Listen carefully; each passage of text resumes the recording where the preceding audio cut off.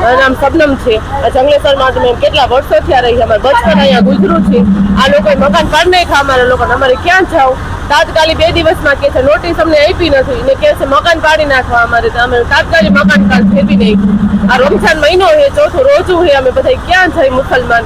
અમારા છોકરાઓ અહીંયાના બધા એના વિસ્તારવાળા વરવરે છે. એના મકાન હજી લગી કોઈ મેકતા નથી. તો આ બધા ક્યાં જાય? અમે આ જંગલેશ્વરમાં આટલા ટાઈમથી અમે રહી છીએ. અમે જંગલેશ્વર મેકો અમને ગમતું નથી. ક્યાં જાય અમે?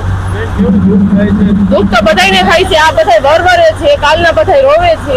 કોઈને ખાવાનું ભાવતું નથી તો બધા માણસ શું કરે? અમારા જેન્ટ્સ લોકોને વરવરે છે.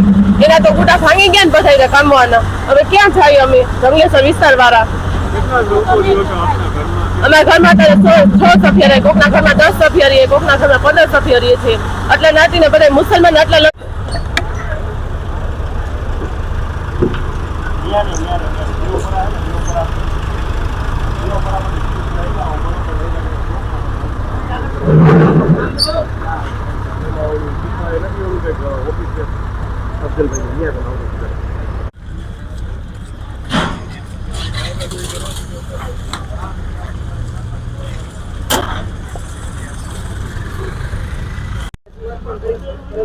વિકાસના નામે અત્યારે